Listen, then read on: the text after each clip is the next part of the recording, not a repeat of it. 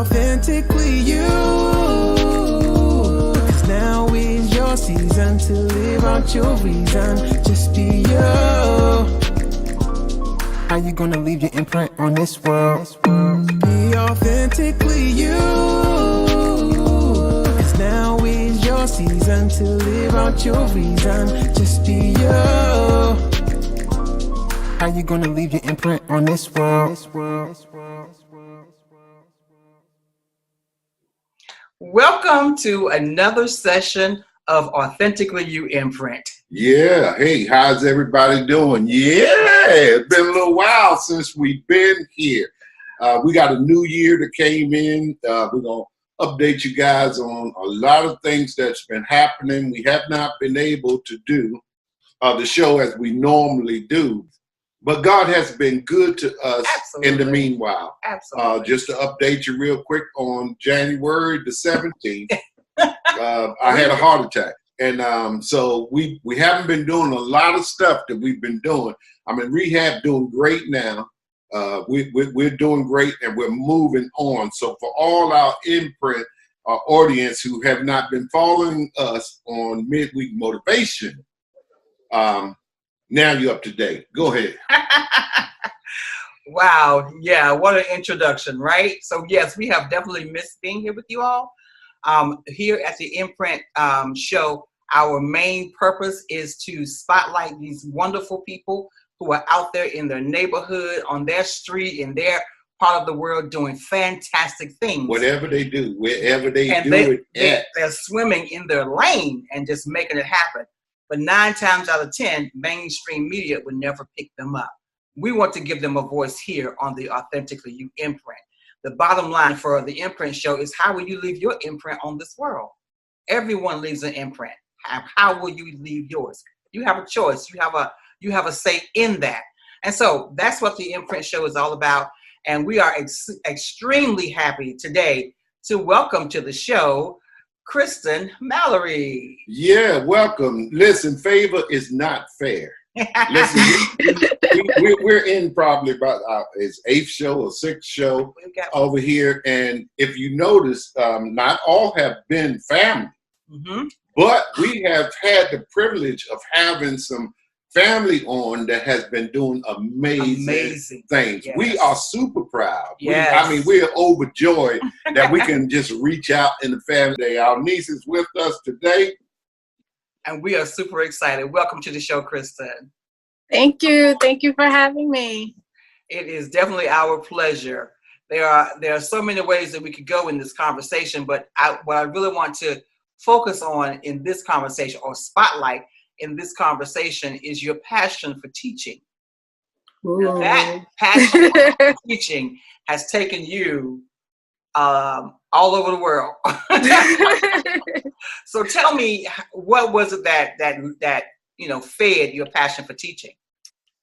Well, as you all know, on my mom's side, we have a lot of teachers. My great aunt's teacher. My mom was I believe she was a 2nd or 3rd grade teacher before she switched over to becoming a librarian. My cousin's a teacher. My second oldest sister is a teacher. My oldest sister is a teacher. So it was always there. Yeah. But just like with anything, like, you try to run from it because you're like, this is not going to be me. This is not going to define, who I am. I'm going to go out and I'm going to make my own path. And so no matter what I did, no matter like whether I was at work or whether I was in the classroom, I will always get the response that, are you a teacher?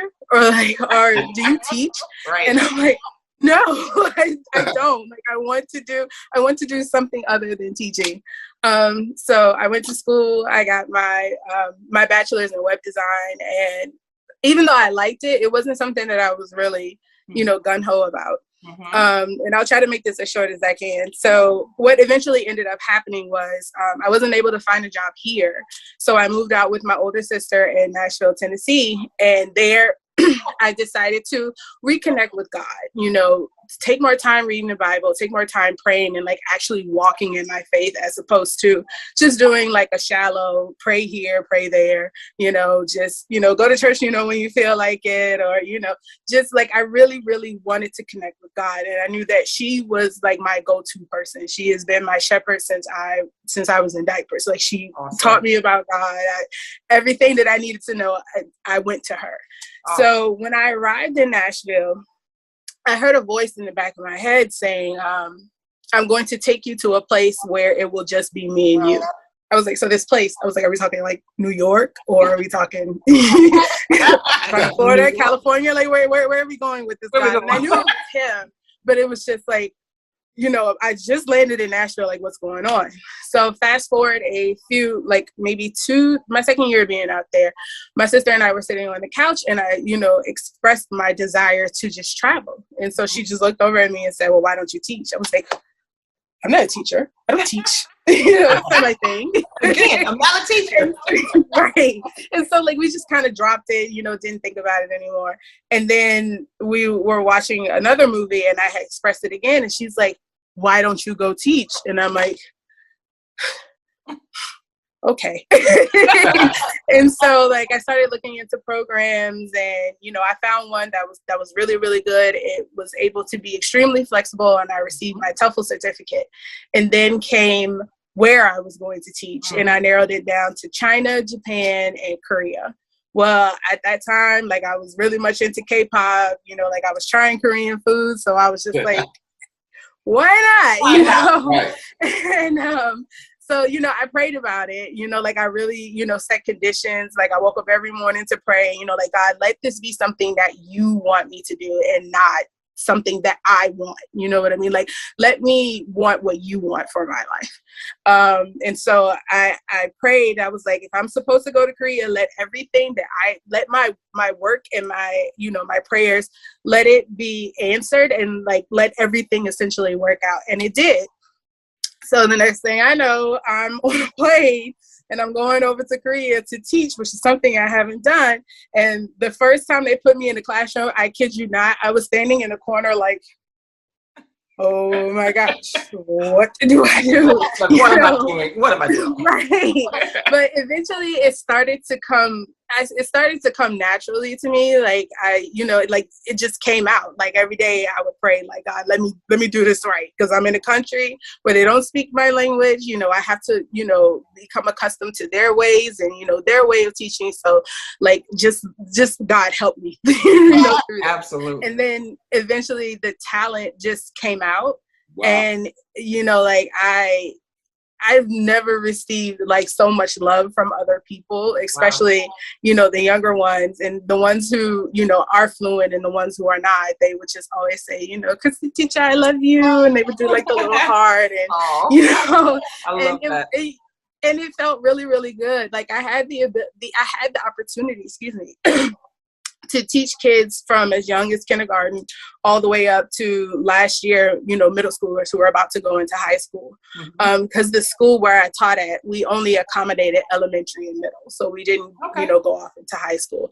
And some of my students were like, I wish I could take you with me. And I was like, I know, but, there are others who need, my attention and my guidance. But, like I would exchange phone numbers with them. Sometimes they'll text me, like, I have a question about this teacher. Can you help me? And, so after that, like, I just realized that I was like, hey, like, it's amazing how, God will put you in a situation to prepare you for something. But because you're so in your own thoughts, you're like, God, whatever. And like, you'll go into your own thing. And then like you circle back to it. And I'm like, oh, well, I had to hold listen that to thought right there for a minute, because we got to take a short commercial break. Listen, I'm telling y'all, this she's passionate good. About this, right? This is really good. We're going to take a commercial break, and we'll be right back. What is it that inspires passion? That thing that keeps us from thinking that we know it all, but instead makes us say, I have to know more. What is it that makes us keep trying after we've fallen time and time again? It's the thing that makes us smile after we've finally figured it out. when what used to be difficult is now second nature. It's the joy of knowing our hard work was not in vain, but instead has made us better as people. It's the beauty of learning.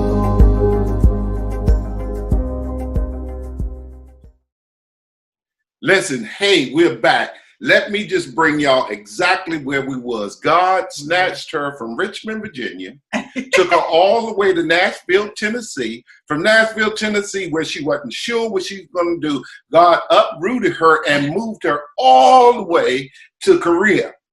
Go. Don't tell me that God ain't good. Listen, go ahead and pick up from there.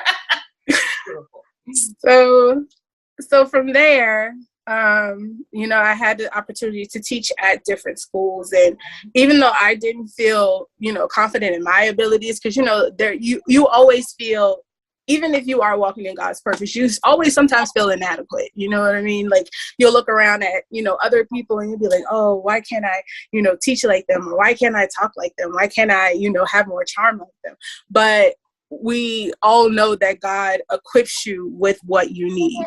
So even though there were other teachers who, were better at speaking or better at, giving examples, I was always the teacher that the kids always had fun with. And we would sit down and just have regular conversations about, no matter how mundane or how controversial the topic was, because sometimes in my classroom I was a little bit controversial, just so that they could step outside of their comfort zone. I remember explaining, one of my students telling me that in the classroom we don't have the choice to say no to the teacher.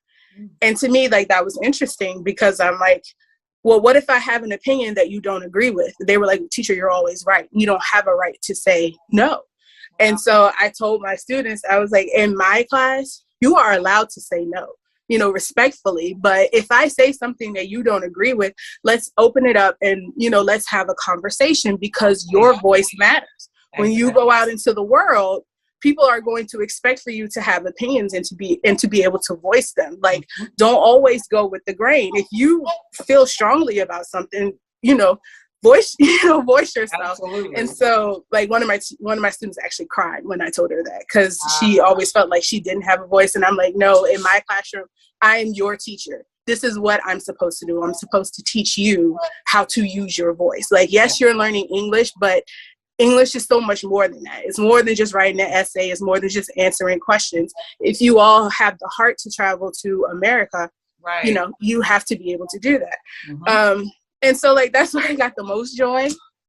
So when I came back because of COVID, I was like, okay, well, what am I supposed to do with these 3 wonderful years that I've had of teaching? Do I just throw them away, or do I just, keep going?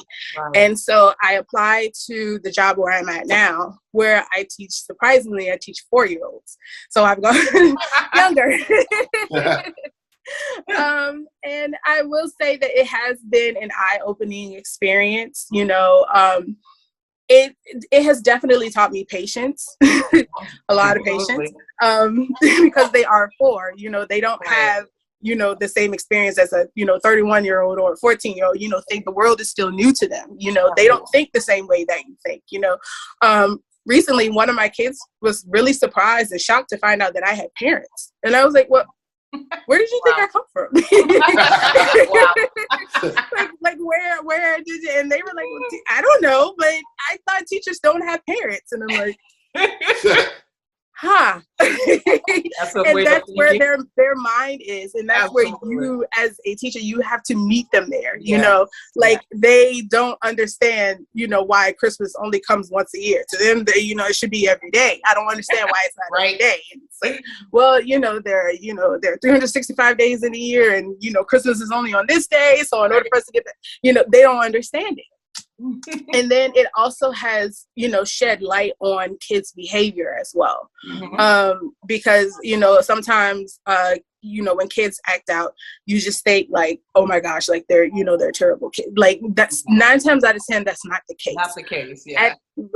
At this age, they don't know how to express themselves. They don't know what jealousy is. They don't know what anger is. They don't know you know, what feeling nervous or anxious or even, you know, surprised feels like. They just know happy, sad, and angry. So they might, you know, encounter something different and they express it, how they express it might be anger. And it's just like, no, it's not anger. It's more, you know, misunderstanding. That's what it is. And so I, as a teacher, have to essentially build them from the ground up. And it's just, the only thing that I can say is that it's been a journey, especially having to talk to parents and then like seeing them grow.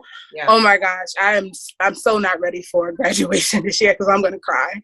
I'm gonna cry. Like it's gonna be just waterworks, because from where they were at, my kids now, from where they were at the beginning to where they are now, like you can definitely see the growth. And I'm just like, I didn't birth these kids, but they're definitely mine. So, that takes a special heart for real. But listen, we are in 176 countries. Right? So somebody's probably watching this in Korea, and they probably saying, "That's the lady that taught my child to say no." We don't say that here in Korea. But she taught them. You know, it's amazing once we see the cultural differences. And what discipline does and what behavior does.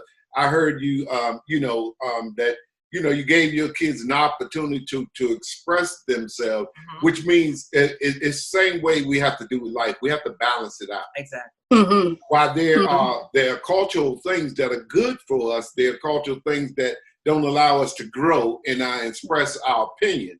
So you go to Korea and you have a whole different set of rules. It's not behavioral. It's not everything because they're so respectful. Then you come back to America and you have the opposite.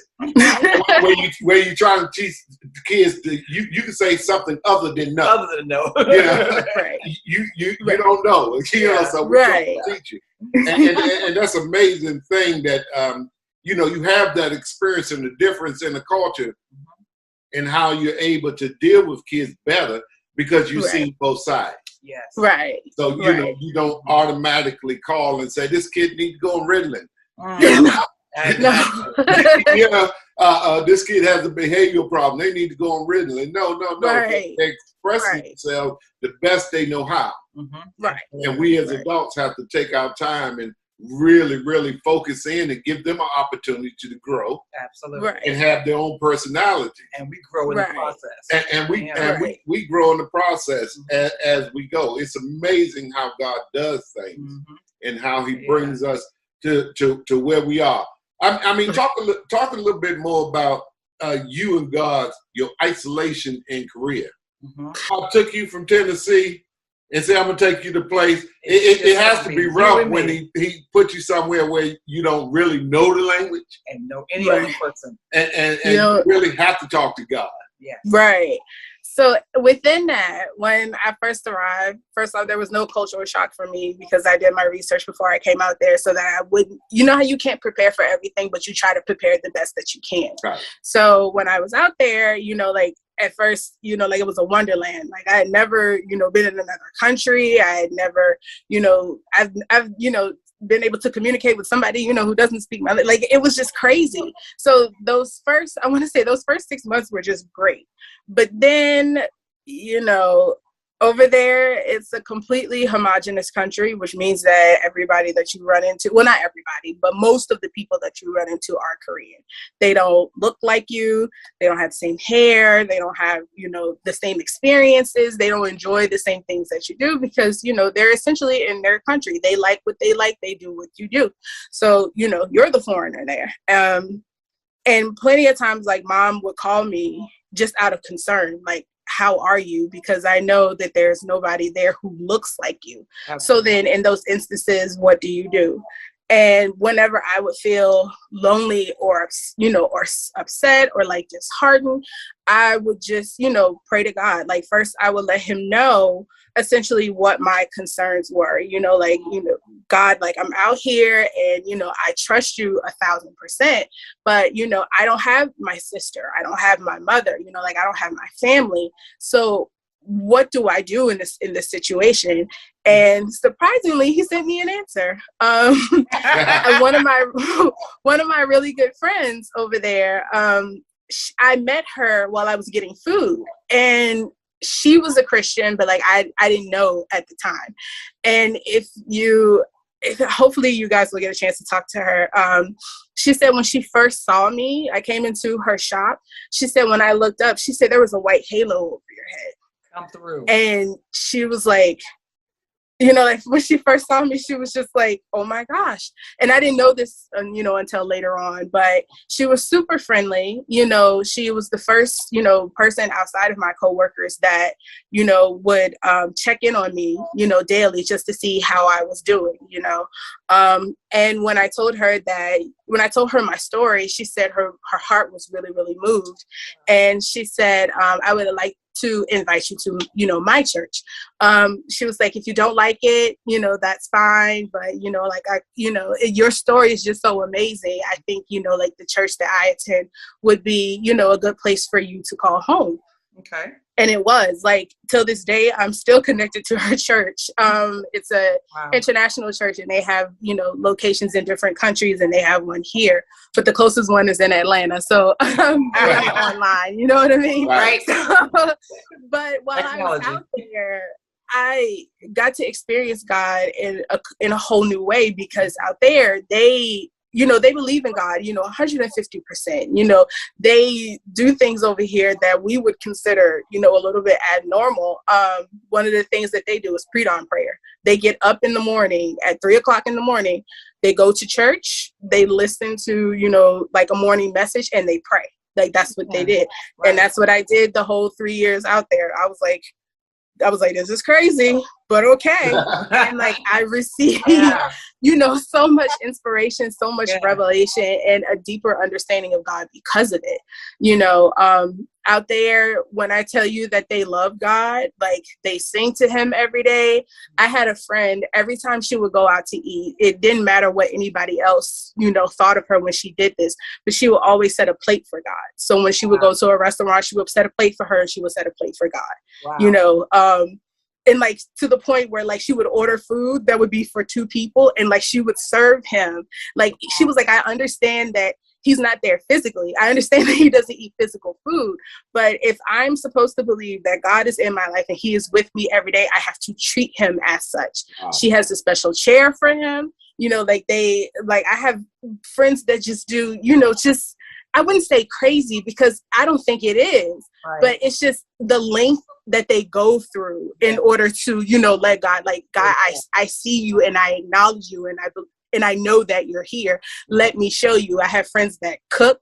I have friends that have like special blankets for him, you know, like a special chair. So, you know, and seeing all of that, it's a bit odd, because, you know, we don't do that. You know, like, we might call his name, you know, here and there, especially when we're in tough situations, but to, you know, lie in a bed and leave a space for him to, you know, lay down, or, you know, just do all kinds of things that you would do if another person was with you. Like, it was really, really mind blowing. So I took that and tried to implement it, you know, every day in my life as well, because it helped me to not necessarily change my view of God, because he's still omnipotent, omniscient. He still is, you know, the great I am, you know, but just to be more acknowledgeable of him. So yeah, that, and I believe that that's what God was really trying to get me to see and understand while I was out there. Like, you may think that you're alone, but you're not. Like, I'm here with you. Acknowledge me, and, you know, like, I will take care of you. So, yeah. I love that story. Wow, you know, that is amazing. He's always present. The very concept of it is, and it's biblical. Mm-hmm. He tells us that he would never leave us nor forsake us. And he let us know that he is also a person. Mm-hmm. Although he's both person and he's everywhere that we are. Wherever we go, we take him. If we in America would have that idea in our mind, there's a lot of things we would not get into. Yeah. Because if we practice every day reserving the space for God, Acknowledge Right. the presence of Wherever God you are. all the time. You know, I can't be mean to people. Right. Because he's standing right there. You know what I mean? He's standing right here, and we know that he is, but our concept is that, you know, we can hide from him, or we can say, listen, God, I'll be right back. Right. I'm going to deal with this situation my way, Right. and I'll be right back. You know, Right. there. That is so And amazing. that is such a prolific demonstration of God being with us, not only with us, but in us, and in our everyday lives. I love it. I mean, if we could grasp that concept, and I know change our world. We here in America, we're spoiled to the death. We're spoiled to the place where we actually, if we look at it, we put a lot of idols in front of God. Right. Because we have all these luxuries. You know, luxury become our idol. So instead of preparing a place for God, you know, we can more expensive dishes and sit them down there and do whatever we want to do. But if we were to conceive the fact that God is always with us, he's always present with us. And if we live like that and really believed it, then we would have to be good to people. Exactly. Acknowledge his presence everywhere you are. Exactly. Life changing. Yeah, I love that concept. It is actually life changing. And you're right. A lot of people would think that it's strange and it's weird. When you need to, after you describe it, you know, and when you first said it, I was like, yeah, okay. A little bit weird. But then the more you talk about it and you think about it, I'm like, wait a minute, this is the way we should be. This is the way we should be. And we look at them as weird, but they actually believe the word of God. Yeah. They actually believe God in his word, that you would never leave me. You won't leave me by myself. If I'm in this, God, you in it. So I ain't got to worry about running to you with a whole bunch of stuff as if you're good. Exactly. God, you was there with me. You heard what they said. Right there with God, you with me. You know what they did to me. Yeah. I ain't got to explain that to you. I got to tell you, you got to come to my rescue, God. Right. Because they're treating. I mean, it is amazing. That's that concept is beautiful. We're gonna be using it. And yeah, it is totally amazing, and especially as a young person, for God to take you away, and then to God to demonstrate Himself to you in that manner. Unconditional says that again, it's not fair. Says that God loved you so much. He said, "Listen, I don't want you to get confused with American culture. I need to take you and show you what it's like to be with me." And for me to be with you. So it comes to life. When mother and father forsake you, then the Lord himself will take you up, because there's nothing that can happen to me that God don't know about. Come back to America and look at people and laugh because they're looking at your face and want to do harm to you, and the whole time you're smiling. Can't even do it. Saying, you have no idea who's with me. Right here with me. I love it. Yeah, I love it. I love it. Oh my goodness. Y'all better go ahead and say something else, because I love that. I can go from right there and just take it on in, because that's good. That is good. Wow. So when the pandemic began, you were actually in Korea. Yeah. So take us through your experience with that, and where you were mentally, physically, emotionally, as that was happening and the world was shutting down, and you were go through all that.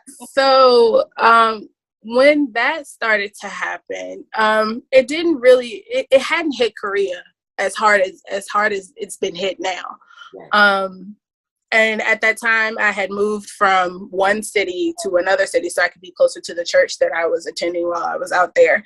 And I had, 2 other roommates. So when the pandemic hit, we noticed that there was a change, but it wasn't as shocking as it was with the rest of the world, because over there they wear masks. And it could be for anything. If you have allergies, it's not really uncommon for you to see anybody with a mask on. If you have allergies, if you have asthma, some girls, when they step out of the house and they don't have makeup on, they'll put a mask on.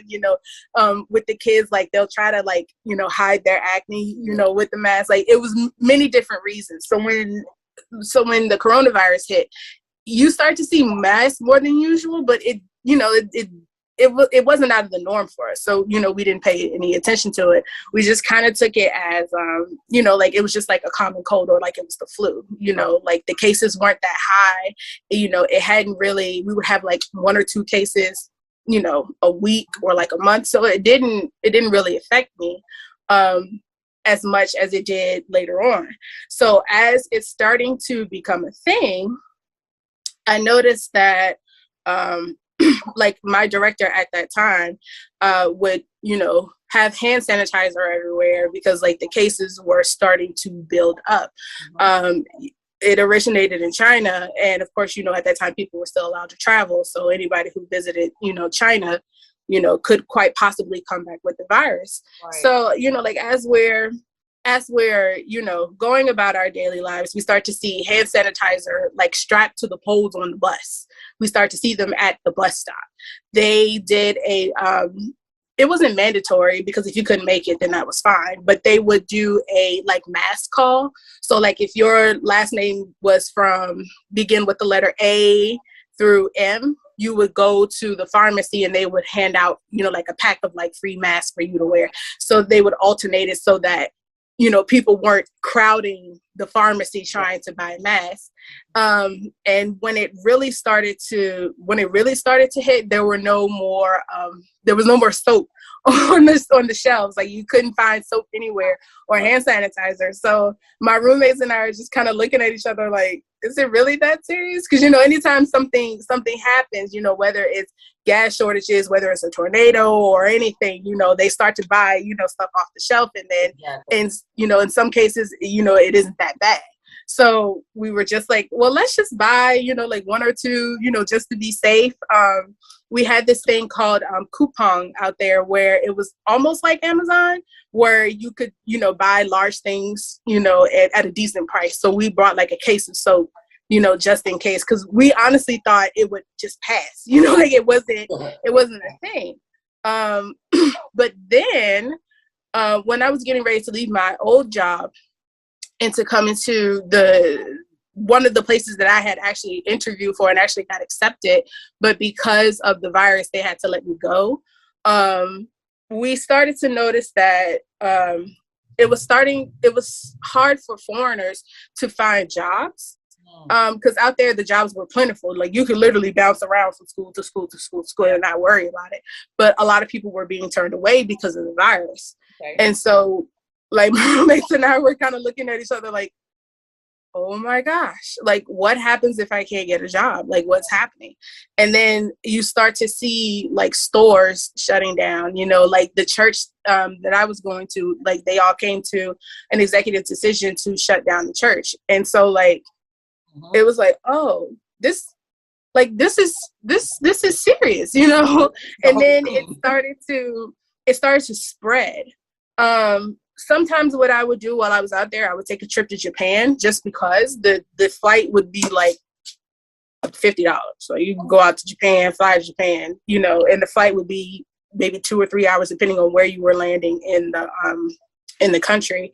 And at that time, Japan had become high risk. So anybody who entered the country more than likely would come back with the virus. Right. So when I had to fly out there, I was like, okay, all right. Okay. But thankfully I made it back. But I had to be in quarantine for 14 days, which was fine, because I think I received my last paycheck. Looking back on it, I don't really know how I made through it. Just jumping from job to job. Like I always had money and I always had food. So, I thank God through that situation, because when I look back on it, it was crazy. But I had to quarantine, and we all quarantined inside our rooms. In the apartment that we shared, we had 3 bedrooms and 1 bathroom. Mm-hmm. So whenever any of us would come out, we would make sure to spray it down, and we would walk around with masks if we had to be in the same room. Listen, we're gonna take this break, and what I want to say to everybody who's watching this in the 176 countries, listen, watch this commercial, because we're LLC and we're building. So you want a commercial just like this one to advertise your thoughts and your business on this channel. We'll be right back.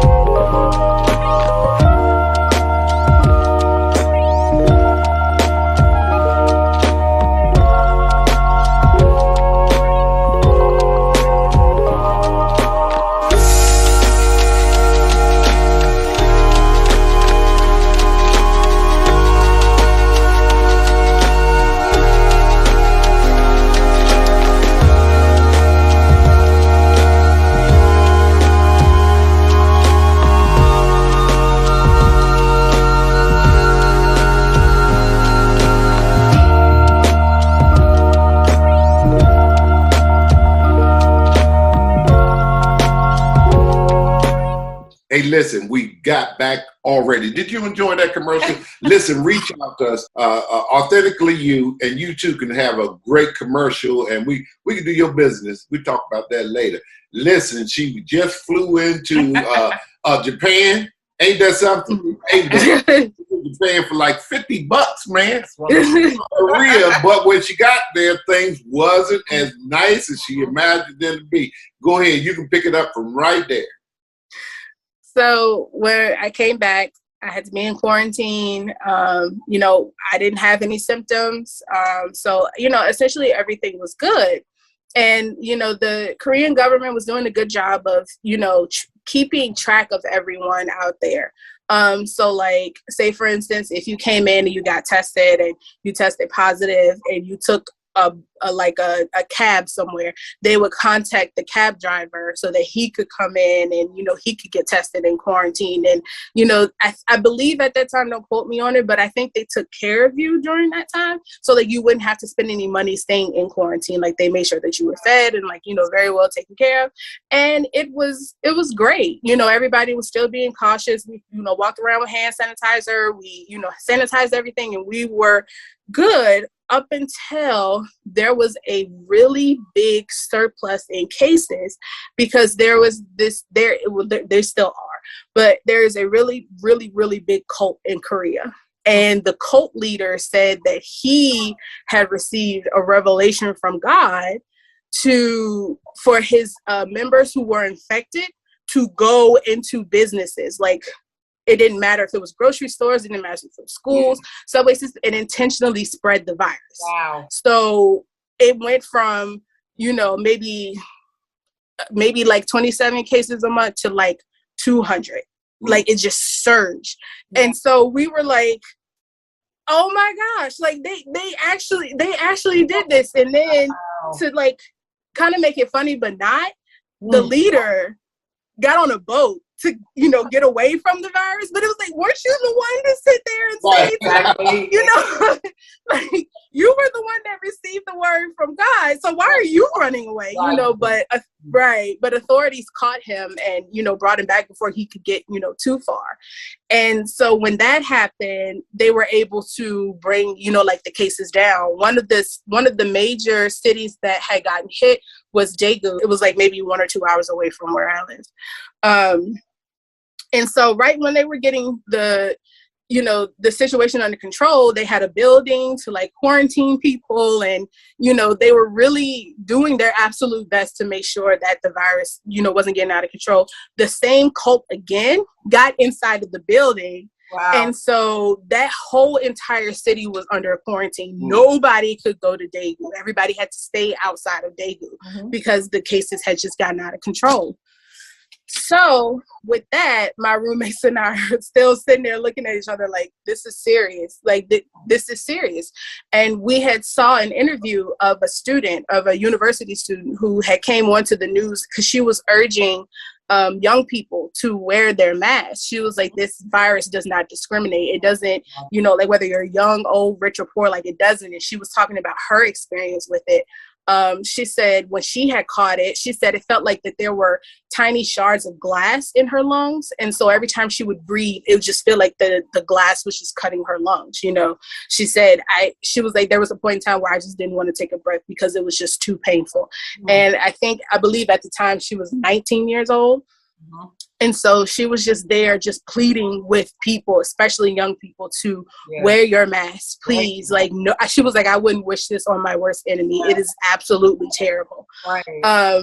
So in the midst of all of that, my roommates and I are, you know, trying to make sure we can keep our heads above water. And I had found a job that I was really, really happy working with, but unfortunately, my visa was getting ready to expire. And the only way that you can renew your visa is if you fly out the country to go to that embassy and then come back in. Wow. Well, every country around that I could fly out to, except for America, wasn't open. And the issue with me coming back home was that I would have to fly in.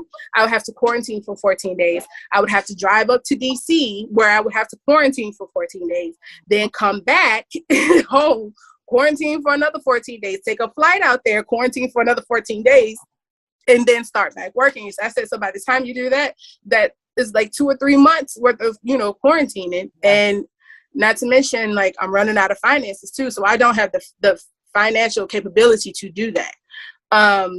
So when, we were trying to figure out, because the schools by then had shut down, a lot of kids were, online, and, the parents and, like the staff were monitoring the COVID cases. So like there was a point in time where for like the first semester, I only had 2 kids in my class. Wow. Like that was it, because some of the parents just didn't feel comfortable sending their kids to school, and rightfully so, they were trying to figure out how to pay us, adequately, for our time, because the schools that I was able to work at, they depended on the funding of parents. So if you have less kids coming, that's, less money that you're being paid. But, they came through and made sure that we were all adequately paid. But then I got a call from the U.S. Embassy telling us to come home because the cases out there had just gotten so bad. Like just when everything would mellow out, something else would happen, and when they would try to get that under control, it'd be fine, then something else would happen. So they were like, we're calling all American citizens to come home. Like, you have to get out of Korea.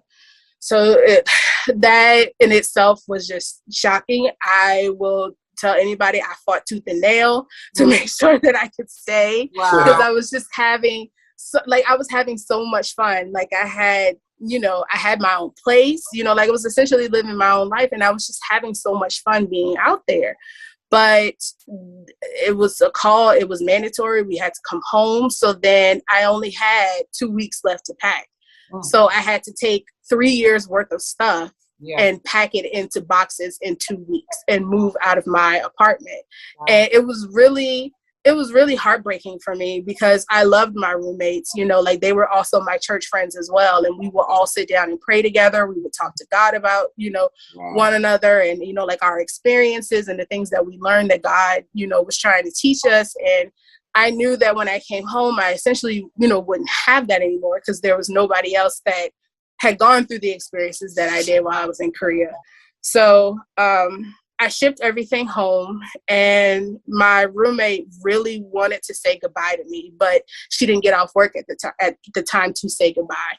So we just kind of said like our goodbyes that morning, and like we were both like in tears, because like we just didn't, like we couldn't believe that this was happening. It was like our family was breaking up, So the day after that, I got on the plane. I let my family know that I was coming home, and I made my way out to the airport. I paid one last bill, because I had one last bill to pay before I got on there. And then I was on a plane, and I was making my way back to America. And like I was just so sad when I was just so sad. So yeah. Wow, it is totally amazing. Listen, we're going to take another little break, and then we're going to be right back.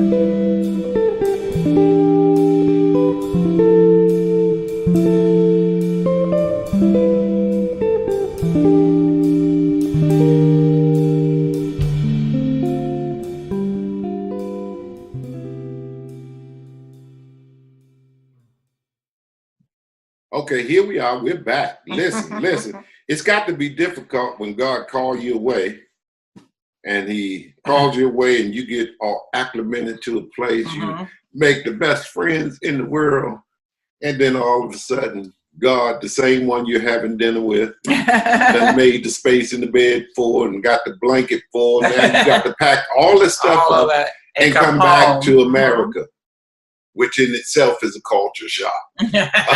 Right. After being away and living, 3 years away, the way you're living and making the contacts that you make, and then God said, "Okay, I've taught you what you need to learn here. You got to go home." So it must have been difficult when you're getting back home, and what's supposed to be good for you is heartbreaking. Yeah. And at the same time, heartbreaking. Well, God, you almost got me in the place I was when I was in high school. I'm back here, all of a sudden, making it on my own, and I got to call my mom and daddy and say, "Listen, I need to come home. I'm on my way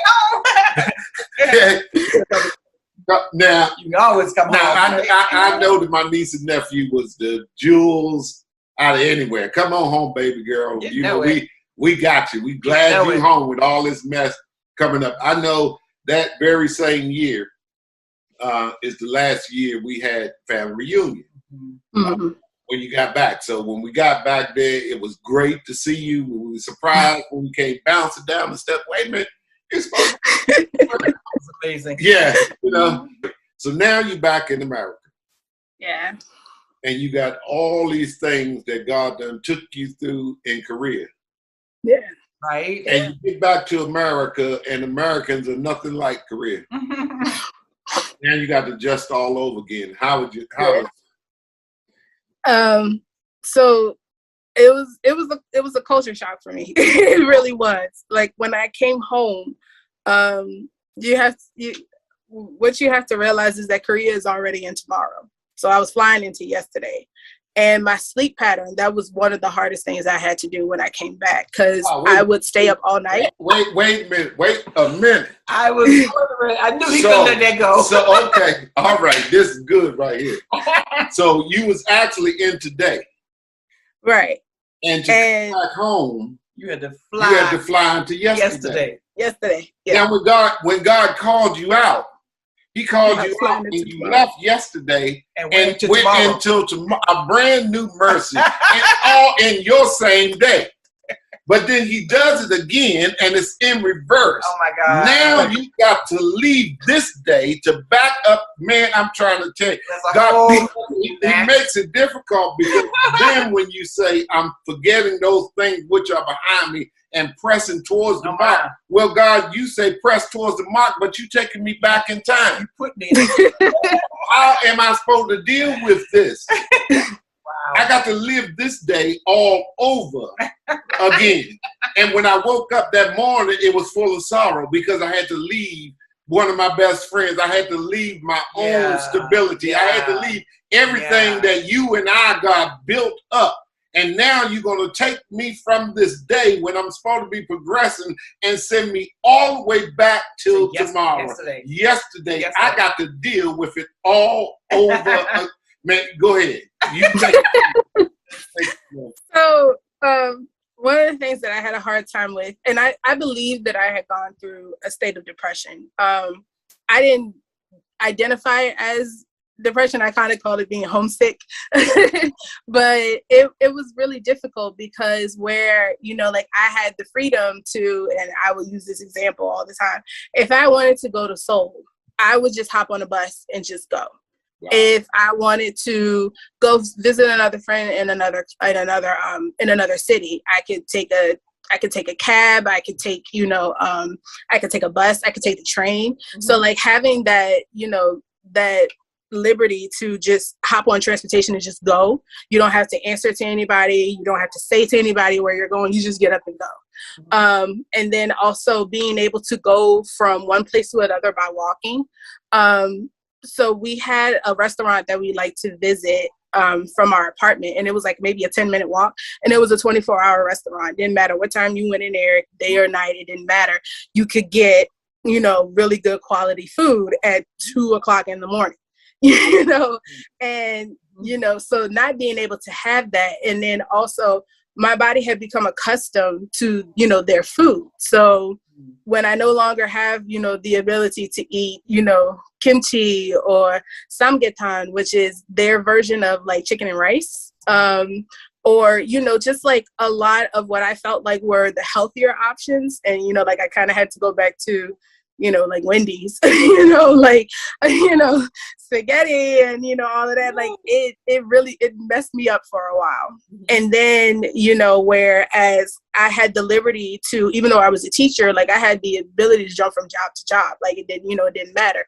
Out there, teachers are, revered quite highly. So if you are an English teacher, like, you came with a lot of, a lot of respect. And then the fact that you were in a country for 3 years and, like it was just, you were held to a higher standard. Mm-hmm. Where here, if you don't have a teaching license, and I need to make that very clear, like I went out there with no teacher license at all. When you don't have a teacher's license, your options are very limited. There's only but so much that you can do. I knew that I didn't want to go work in an office anymore. Mm-hmm. Because I enjoy teaching, but I can't be in I can't be in the classroom because I don't have the accreditation. Yeah. So then it's like, well, what do I do? And, you know, the option of going back to school was a thing. And I knew I didn't want to do that. I'm like, I'm still paying off student loans. And I'm like, I'm not trying to include any more debt. And then that's where, like, what I had built up in Korea almost started to fall to pieces. Because now it's like, you know, God, while I was over there, it feels like I'm flying, but like now the weight is on me again. And essentially, not to say that I forgot about God, it was just, he was just put in, you know, in the back of my mind, because now I'm no longer in executive function where, you know, I feel comfortable where I'm at and like I can move. Now I'm in survival mode. So like now my instincts are kicking in, you know, like all of these thoughts are coming to my head. So I had lost God, you know, for a while, because now I'm like, I have to survive. And like I would, you know, my prayer would be on and off again, but I was still stuck in my own head, because it's like, you know, you just left home. And even though I grew up here, I'm dropped into a country that I no longer recognize. You know, I don't have the same, you know, I don't have the same things ready and available to me that I did over there. So now I have to start all over again. Yeah. And it was just, I think I was in that place for like maybe a year and a half. Because I just could not get it together at all. So like I would cry, you know, like I would wake up and pray, and like there were times where I felt like, you know, God wasn't listening. So then like I started to do my own thing, and then like it's just kind of like spiraled out of control after that. But now I'm better.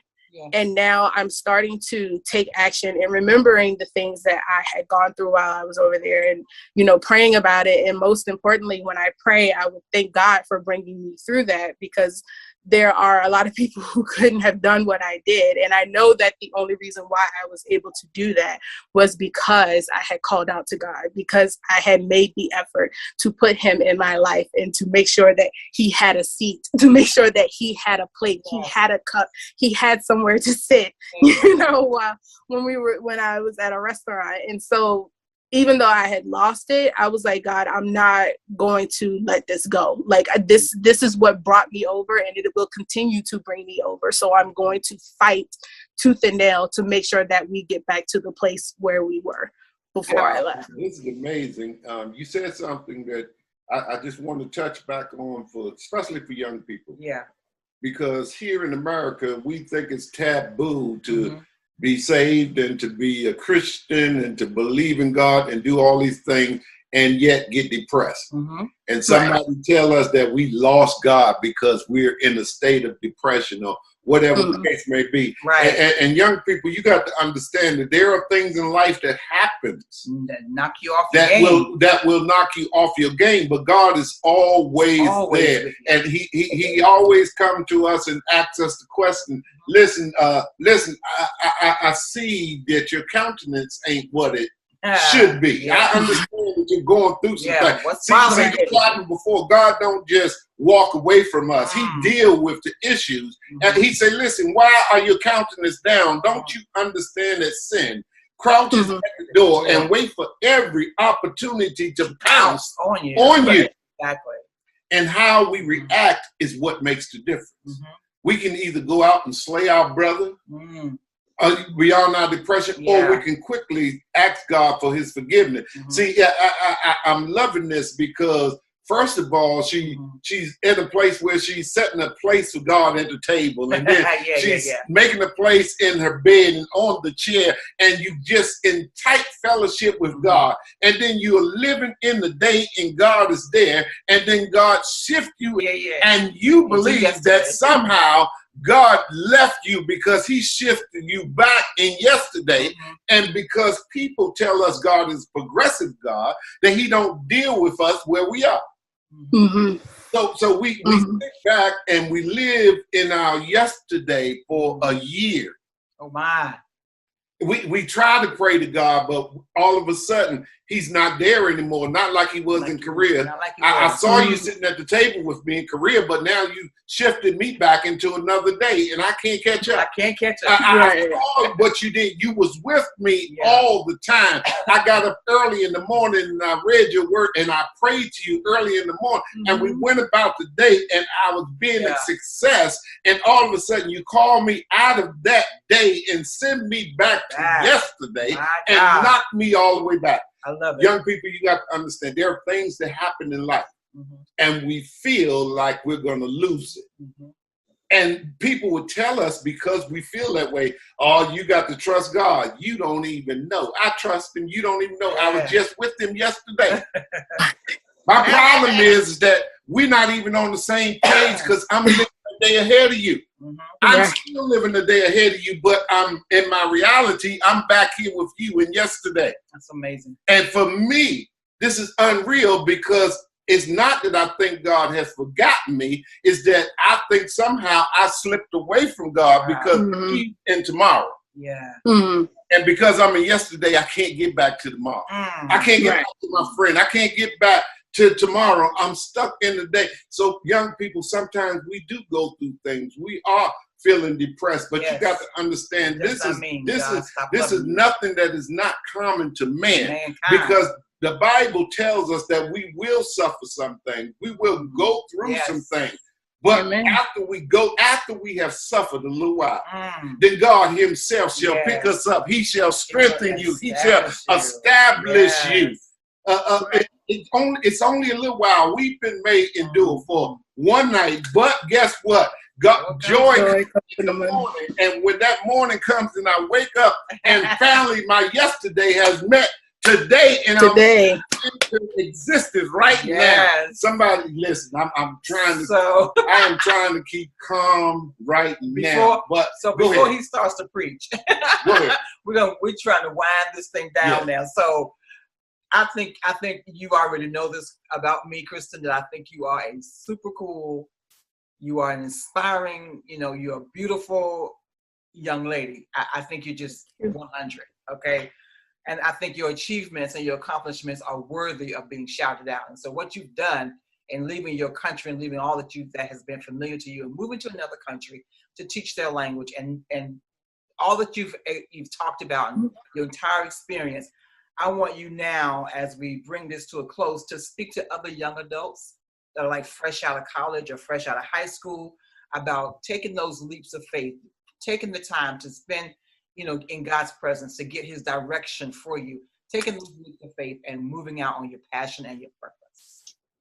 So with that, I say that before I went overseas, I thought stuff like this only happened to extraordinary people. Like I'm not extraordinary by any means. That's what I thought. And so like this could never happen. But I say that to say, when you have a relationship with God, and I strongly suggest for people my age, people younger, even people older, for you to have a relationship with him, because you never know what he has planned for you. Never in a million years did I think I would be over in Korea. Never I thought that I would be able to just travel to different countries and, to just live a life that was just so happy and focused on him. So if there is something that you really want to do, I wholeheartedly encourage people to hand it over to him, and he will make a way. I wanted to travel. I've been wanting to travel since I was young, but the way that I wanted to travel didn't meet the expectations of how I got there, in order for me to get there, because God saw that he saw it in my heart that I wanted to travel. But so instead of me just, working really hard and saving a whole lot of money, he's like, do what you do naturally and everything will come to you. So that would be my message for the young people is you have to trust him. You have to trust him. He loves you. He wants to hear everything that you have to say, no matter what you've done, no matter the type of person that you think that you are. Because one thing that, and I'm about to cry, one thing that astonishes me about God is that every time he looks at us, no matter what we have done, it is always eyes filled with love. No matter how bad you think that you are, God looks at you and is like, I love you. And to me, I feel like if people could just understand that and really talk to him, I mean, really have a conversation with him, you will be amazed at the things that he will have you to do. Your prayers will be answered. Your hopes and dreams will be fulfilled. But you have to take that first step and block out the world and literally focus on him. Because once you do that, everything starts to click and it starts to work. So. Beautifully said. Wow. Listen, Beautifully said. Listen. It's something when God steps into your life. I'm reminded right now of a song that I've come to love, and it says that this ain't no ordinary worship. It's no ordinary praise. The God I serve is greater than the ordinary. He's extraordinary. So I got to give him all I have. And this very moment. Listen, being a child of God make you extraordinary. Yes. So when he takes you away into a place and you are isolated with him, can't nobody understand your worship. This ain't ordinary. Can't nobody understand why I love him the way I love you. Wasn't there with me in Korea when I was isolated in the country by myself, and the only one I had to talk to was God. My worship is not an ordinary worship. It's extraordinary simply because I serve an extraordinary God. And listen, God takes us away. Yeah. And isolates us. And what I like about his isolation is that he proves to us that we are extraordinary. He proves to us that, listen, I loved you all along. I made you special. You just didn't know until I called you away with me. Come away, my love. The scriptures say, come away, my love, and let's spend some time together. And what God can do in your life, no matter how young you are, no matter where you want to go in life, God is not trying to hinder your dreams. He's trying to be a part of your dream. Matter of fact, God's dreams is bigger for you than yours is, than you even can imagine. If you would just take and say, yes, God, okay, I don't understand it right now, but I trust you. Yes. Amen. Okay. I don't see you the way others see you, but I'm just going to put this plate here. I know people are going to think I'm crazy, but I need you to come into my life. Yes. Listen, God, I'm going to reserve this seat for you because I know that there's something that only you can give me, and there's a place that is special to you and I. My family has not touched the earth where you got to take me. It wasn't my mother. It wasn't my grandmother. It wasn't my grandfather. You made me extraordinary, and you called me to an extraordinary place, and you have anointed me with an extraordinary anointing, and I thank you for it. Listen, the way God has called you to go ahead, y'all. You have been y'all such close a out blessing, y'all messing me up. I know he's about to cry too now. Y'all messing me up. I don't want to be all soft and everything. My nephews be looking at this JR and all and be like, look on there crying. Yeah, but y'all got to get y'all tissue too, because y'all know the story is extraordinary. And you know how God does. Absolutely. I knew this would be an outstanding spotlight, but it has far exceeded what I could have anticipated. Thank you so much, Kristen Mallory, my beautiful niece, for sharing your experience with us and for encouraging the young people to follow their dreams and their passions. And also, thank you for pouring what God has given you into the younger generation as a teacher. I think teachers are special people. I think teachers are anointed to do just that, because you are shaping the minds of our future. You know, so I applaud you. I applaud your accomplishments and your achievements. And I know God has greater things ahead for you. And we are agreeing with you in prayer that those things would be unveiled and revealed and manifested to you, so that you can continue to live out loud in your lane. Yeah. Thank you. As we close out, part two, like I told y'all, she is family. So part 2 is going to be here in the studio live. So if we can wait that long. We're we're gonna get her on down here for the weekend. We're gonna record this session because I'm telling y'all, she's doing something even more fantastic, even right now. I got to tell y'all, she done went into another lane that's not really common for women these days, and doing the things that they doing. Yeah, come on, tell us how you getting buffed and you lifting and winning awards and stuff. But listen, I'm telling you, she's doing some things. We see you. Yeah. And we're going to go into all that and how that played into your recovery, how that played into your getting back to where you are with God and everything. I look forward to it, sharing it with you all. Awesome. So yeah, we're going to hold that for the next time? Yes, we're going to hold that for the next time. All right. It has definitely been our pleasure. And again, yes, you will be coming back because there's so many more layers that we need to unveil for the world to hear and to see of Kristen Mallory. Thank you so much for being part of Authentically You Imprint. Oh, thank you for having me, and thank you for reaching out. You know, I love you guys to the moon and back. So anything that you all need, I'm here. Listen, make this your season to live out your reason. Listen, be authentically you. The question on the table is, how will you leave your imprint in this world? Thank you all so much for joining us. We'll see you next time. Bye-bye. Be authentically you. 'Cause now is your season to live out your reason. Just be you. How you gonna leave your imprint on this world? Be authentically you. 'Cause now is your season to live out your reason. Just be you. How you gonna leave your imprint on this world?